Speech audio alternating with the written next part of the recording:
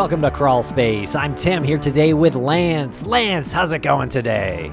Tim, I couldn't be better. How are you today? I am doing great. We had a wild and wonderful weekend in Boston with the podcast True Crime Obsessed and our guest on this episode, Maggie Freleng, because we did a show at the Wilbur Theater talking about the disappearance of Maura Murray documentary from Oxygen that we were a part of back in 2017. And Lance, we're doing the show again in Philadelphia on October 1st. You gotta be there, October 1st, 2021 in Philadelphia. It was such a good time. Like you said, Tim, we were there with Maggie Freleng. Art Roderick popped out. He gave a special appearance and joined us on stage. The crowd went nuts. But we were also joined by over 1,000 loyal fans who laughed with us and were just on the ride of Jillian Pensavalle and Patrick Hines as they steered this bus they navigated through the terrain of the documentary that we made with Oxygen and our documentary, Finding Maura Murray. It was sort of a roast, but I mean, my face still hurts from laughing. It was so good. And we haven't heard anybody come back to us saying that they didn't have an amazing time. And I think for a lot of people, it was the first time they went out to do something and be amongst people. And the energy in that room was explosive.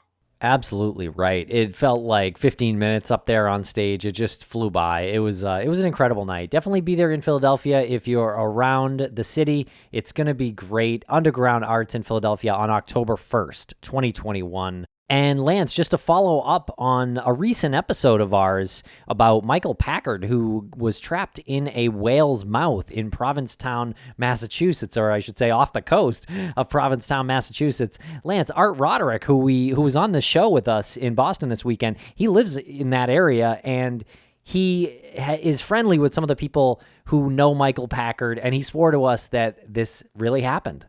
Yeah, we pretty much got the confirmation that this story is legit. Michael Packard did, in fact, enter into the mouth of a whale and was spat out after a few, 30 seconds or so.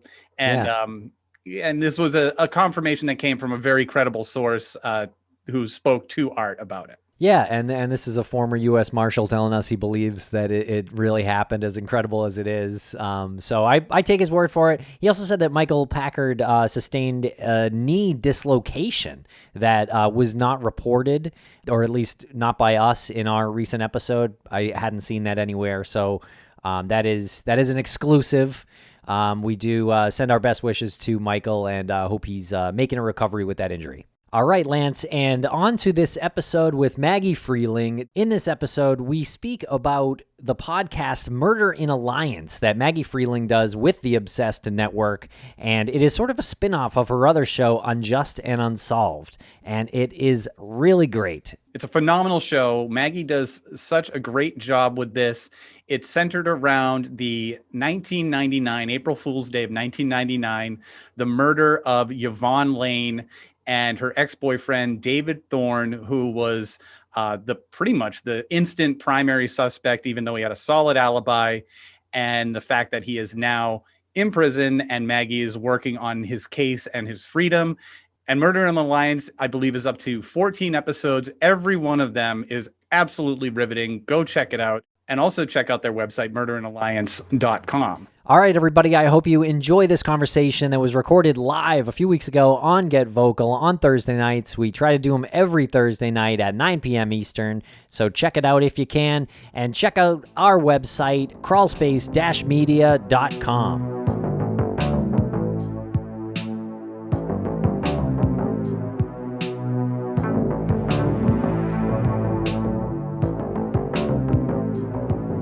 So my good friend Lisa Spies, who everybody knows, she came to New York, stayed with me for a few days, and we went and visited Ralph Stokes on Philadelphia Death Row on Tuesday, which was really intense. Ralph has done 40 years in prison for a crime he did not commit. He's been there since 1982. So that was horrible. And then today we went up to Sing Sing and saw JJ Velasquez, who is in New York and is a good friend. And both of these cases were on Unjust, if anybody listened. So you should listen because they're both cases that are totally crazy, especially Ralph. JJ has a lot of potential to get out in the next year with the new DA we just elected in Manhattan, but Ralph is very stuck on death row for who knows how long. Yeah, I want to know more about Ralph, and I think a lot of people do as well. But I just, real quick, do you have a stat of how many incarcerated are actually not guilty of the crime? Is there any statistic, or is it just sort of like, they're not guilty, but you can't really put a number to it? The Innocence Project definitely has stats. Let me look. I know that at the beginning of the podcast, I say 20,000 people is like the conservative estimate that they believe are currently incarcerated. And then there's also, the ones who have been freed. It's really egregious. And then there's also there's actual innocence. And then there's shouldn't be in prison because of, whatever misconduct happened at trial. And then there's also egregious over-sentencing. So, there's a whole bunch of issues that I would certainly umbrella under that, issues in prison and our system. And tell us about Ralph Stokes. So Ralph, he was 19 at the time, I believe, in Philadelphia, and he was charged, convicted of a triple homicide at a really famous restaurant called Smokin' Joe's, and it was owned by the boxer Smokin' Joe Frazier. And so it was just this kind of crazy thing. The fact that there was really no media coverage on it was crazy. And so Ralph was convicted by prosecutor Roger King, who was, back then, he was a notorious prosecutor for securing the most death penalty convictions. He was known as the guy that would sentence you to death. But now, fast forward, he is now known as a disgraced prosecutor because most of his convictions were based on lies, falsified evidence. Suave was convicted by Roger King. As soon as I saw that in Suave's case, that's a name that if you're familiar with wrongful convictions, if you're familiar with Philadelphia, if you see somebody was sentenced by Roger King, there is something bad there. So Ralph was sentenced by Roger King, coerced confessions, and sentenced to death as a child at 19 years old. So he's been there since 1982, and seeing a 60-year-old man who grew up in prison, death row, is really difficult and really devastating. And, right now, there's no movement in his case. Luckily, Larry Krasner is still in office, and he has the conviction review unit run by Patricia Cummings, but at the moment, his attorneys, who are not great, is the nicest words I can say, refused to bring his case to the CIU to review. And they're prioritizing King cases. He would be fast-tracked because not only is he King, he's a death row and done 40 years. So Lisa and I are really, really getting on that this month. It's pretty remarkable. I mean, what's his attitude during all of this at this point? Sweetest man ever. He's just like my he's a he doesn't have kids. I mean, he went to prison at 19, he didn't have kids, but he's like a grandpa. I was just sitting there and he's got diabetes and arthritis, and he went to prison, he was this scrawny little thing, and now he's a big 5'11", 200-pound old man sitting across from me.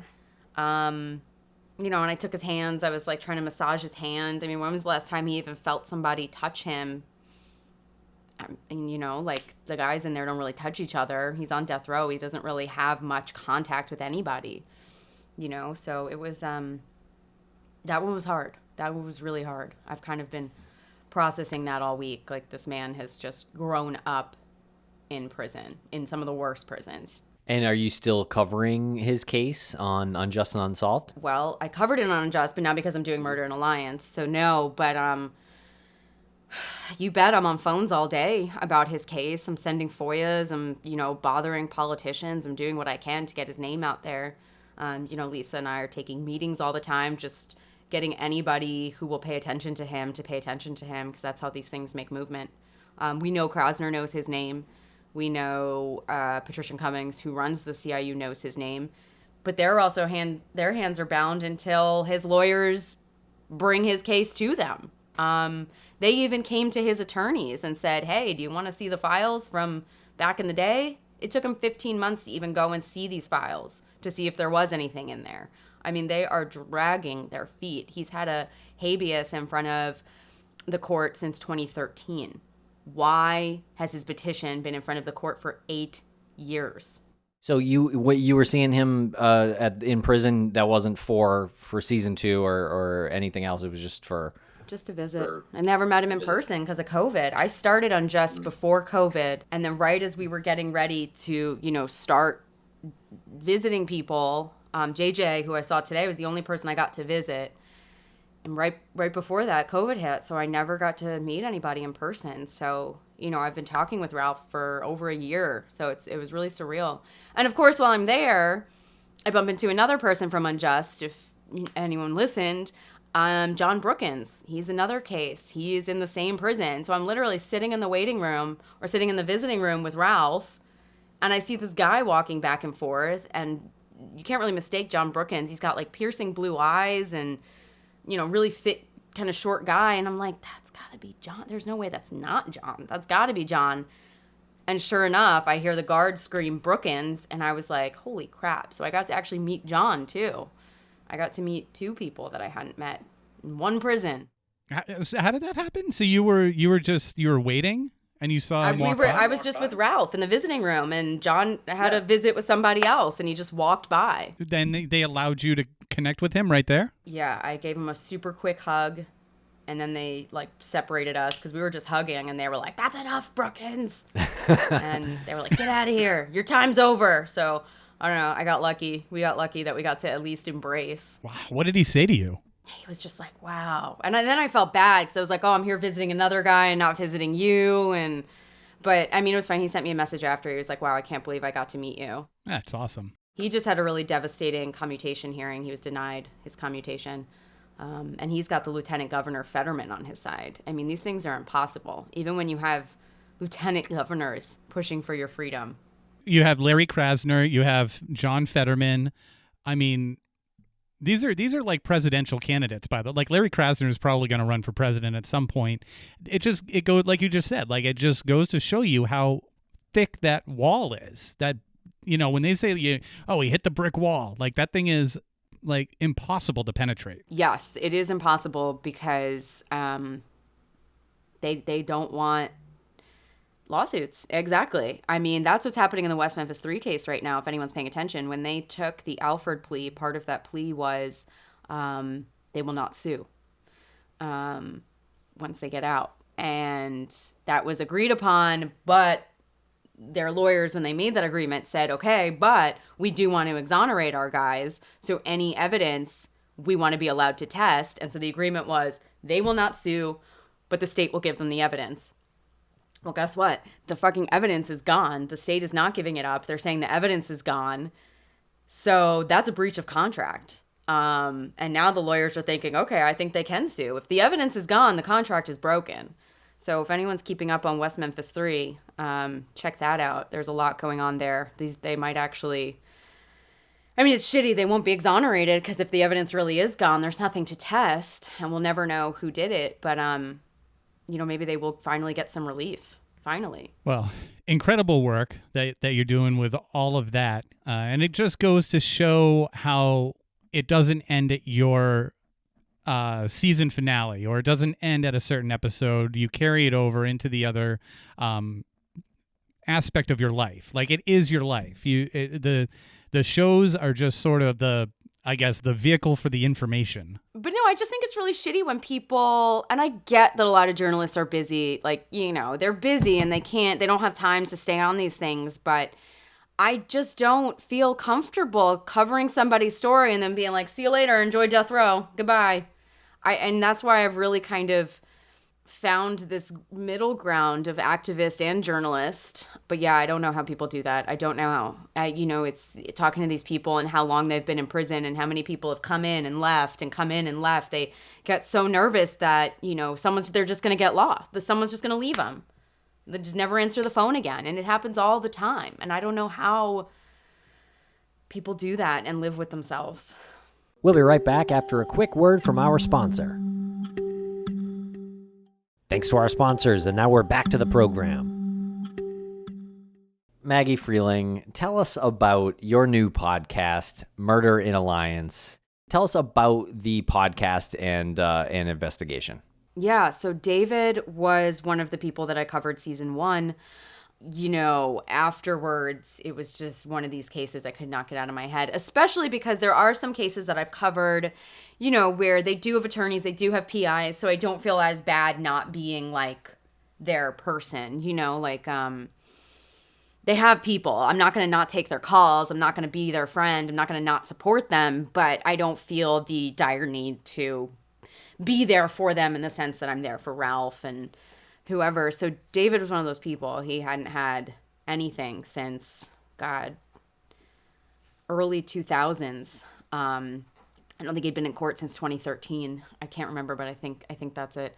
I might be missing up a million cases. But yeah, so it just stuck in my mind. I mean, besides how fucking bizarre it is, he didn't have anybody. He had Sue, his wife, and she had done so much work for 22 years. Like, literally, God bless that woman. Like, we would not be here. The reason Proclaim Justice was able to take it so quickly was because Sue already had the files. They didn't have to track down prosecutors, get files, you know, subpoena, like whatever. Sue had done it. So, you know, now I decided, you know, David needs something. He needs somebody. He doesn't have the PI. He doesn't have the attorney. We got to do that. There's no other way to get back in court until you have new evidence, especially in his case. His habeas was denied. So that's why I decided to do the full podcast on him. We were just thinking, you know, season 1 was great, but it was exhausting to do a case every week. I was really burnt out. So Patrick was like, why don't we try to serialize it? I know that wasn't what you wanted to do, but, you know, let's try to keep your sanity for a minute. And I was like, all right. And you get to dive deeper. So what you're saying happened is this was a case that you covered on your show Unjust and Unsolved, which is about wrongful convictions, a different one every episode.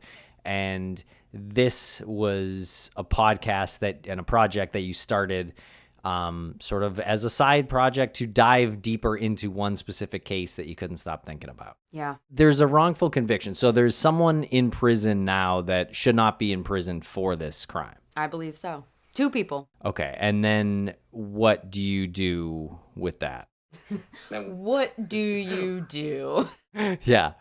So there's so many elements there because you can focus on trying to get those people out of prison, or you can focus on finding out who really did it, or you think really did it, or all of the above. At this point, when you're at that stage where you've used up all of your appeals, you need new evidence to get back in court. So the chances of finding new evidence are slim. We've had as many documents as they'll give us. I mean, Sue's been FOIAing for 22 years. I've been FOIAing for 2 years. I mean, if they have something that we have not gotten at this point, I don't know if we'll get it. You know, so finding new evidence is really tough. Of course, there's the DNA that's never been tested, which we want to do. We need to get court orders to do that. So there is that. Who knows if, you know, it's degraded or what. So working with Proclaim Justice, John, Danny, and Jason Baldwin, the goal really is to kind of figure out who did it. I mean, that's what they keep saying. I mean, it's just so crazy at this point to get them out. And we do really have to kind of figure out who did it. And then move in that direction to get evidence, get DNA, you know, what we can to get back in court. And that's really tough. Solving a 22-year-old murder is quite the feat. And what's your experience been like working with Jason Baldwin and the whole Proclaim Justice crew? They're absolute angels. And yeah, I mean, it's you know, it's weird being a journalist working with private investigators because our goals are the same, but the way we go about it is different. So what they're trying to preserve any kind of integrity. So when something goes to court, so if you've been listening, you guys know I'm not doing the interviews. I just have, you know, a wiretap on them. And that is because if I was in there doing the interviews, prosecutors could say, she's there. You know, it was tampered, or you know, they felt nervous because a journalist was there, so of course they're going to say this. They felt nervous because there was recording. So it's very important to not have that happen. It's very important for me to not reach out to anybody that could be perceived as tampering, like Joe Wilkes. Like, I'm dying to talk to him, but I can't reach. I'm not going to reach out to him. I'm not going to do that. I'm not going to ask him questions where, you know, assuming maybe he did do this, then he has an idea in his head of how to answer them with John and Danny. So we really want to do everything like so by the book that the DA and the prosecutors cannot punch any holes in it. So as a journalist, this is very difficult not doing interviews, and they'll get back in the car and I'm like ripping my hair out like, why didn't you ask this question? We needed to know this question.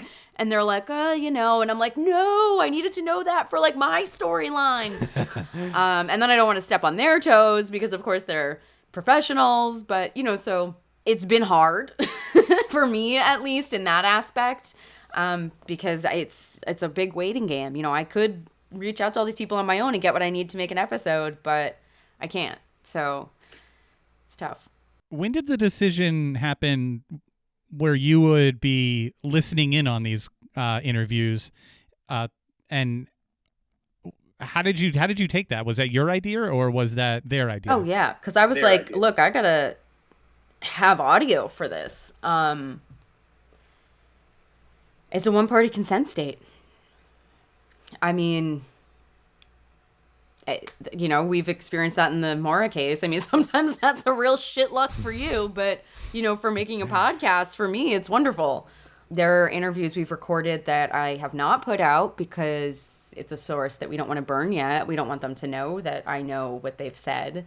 So there is a lot of that, and we've been really strategic. It's been hard because I'm like, look, guys, next week I want to do this episode about this person, but we haven't really talked to that person yet, and it's like you don't want to give them the heads up, and you know, it's like it's really been tough to do an active investigation with real life consequences, trying to figure out who murdered this woman, and like not fuck it up.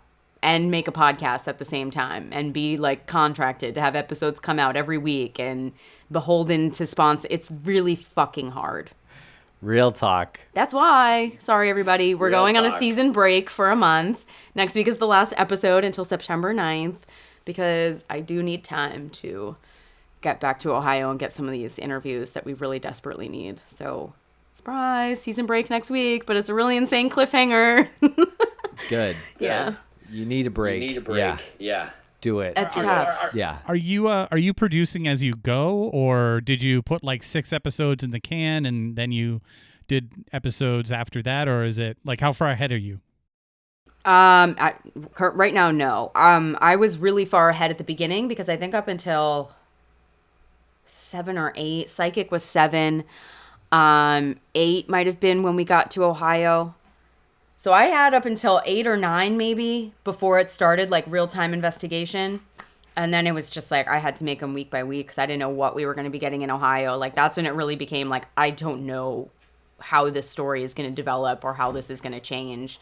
And it's hard because, you know, people at the beginning that we thought was maybe a person of interest and are not. For storyline, I still need to wrap that up for listeners. I can't have listeners be like, oh, but you brought up this guy. It seems like what the fuck happened to him? Like Quentin Artis, for example. I need to talk to him. As a journalist, I've called this guy out. He seems suspicious. You know, he's a really good person of interest. There's no reason why we don't think he did it other than there's better suspects. But like at some point I got to follow up on Quentin. And they're not particularly interested in him right now. They're like, we don't need him right now. We've got other people we're following up on. But I'm like, yeah, but storyline and journalistically, I got to talk to this guy. Journalistically, when you're doing a podcast and you're working with people who aren't journalists, do you have a hard time? And I'm not saying specifically with the group you're working with in Murder and Alliance, but just in general, when you're working with people who aren't journalists, where do you draw the line of like frustration where you want to like shake people and say, that's not ethical journalistically?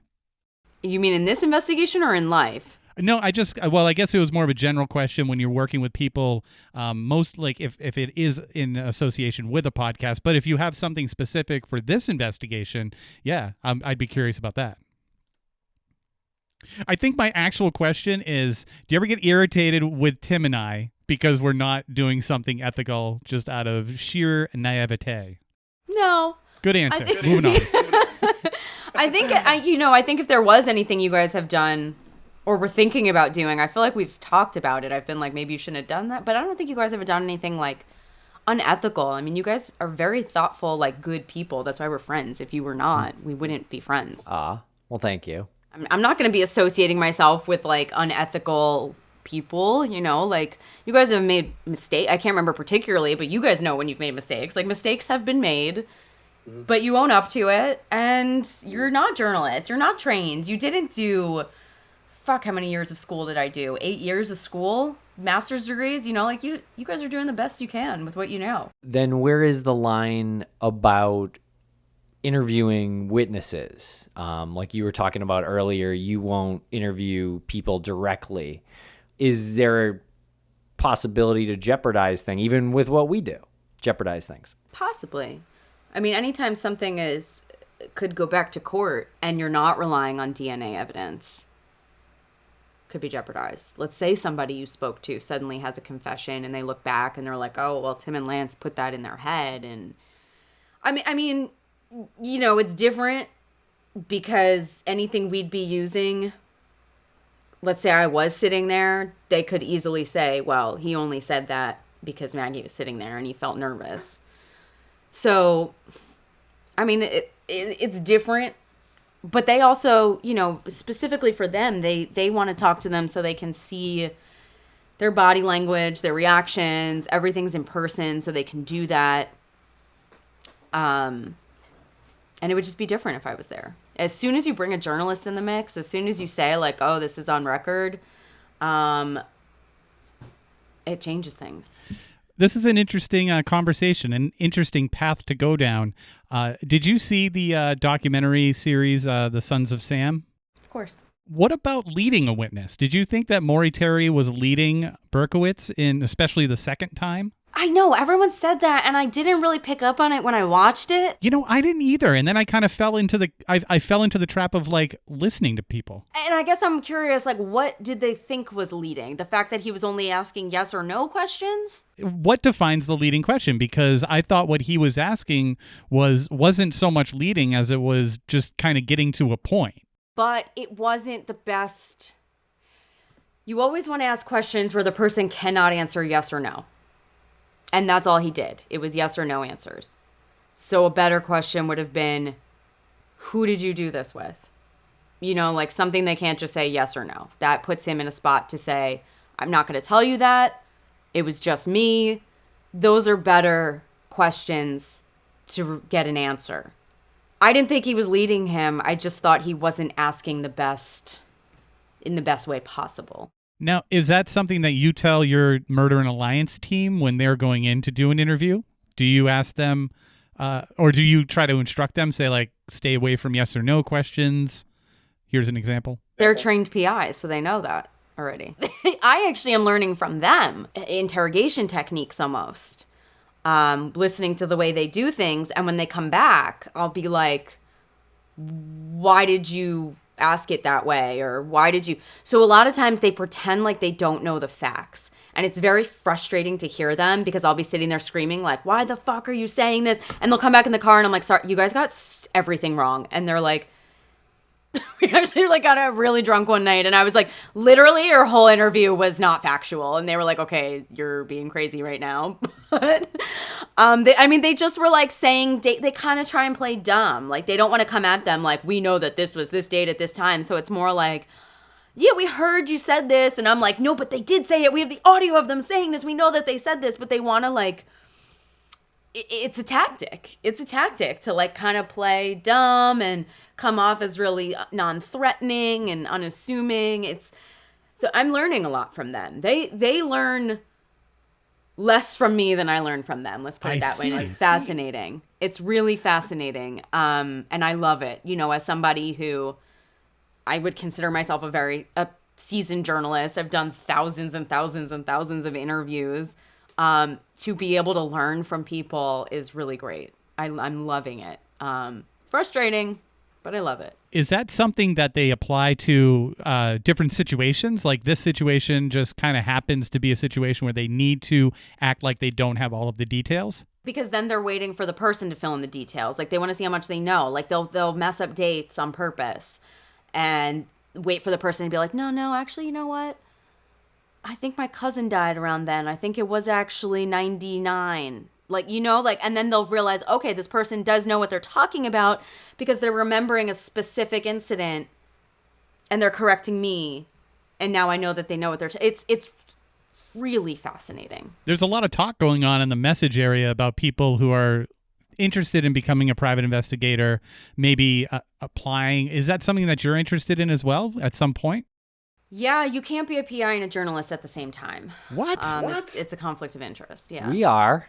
We're PIs. We are investigative journalists, and we have Doctorates. And just the benefit of being a PI is your license. You get access to databases. Certain states you can carry weapons. The databases are incredible. They're really unreal. There's nothing I could even imagine having right now. And that's the thing too. You have access to everything. That really excited Ms. Gags in the message area. That's what I want. Yeah. Well, and that's why you have to get licensed to have these databases, because it's the same database as law enforcement has. So you have access to Social Security, birth date. You can easily commit any kind of fraud you want with the information you have on people. The first house they bought, whatever.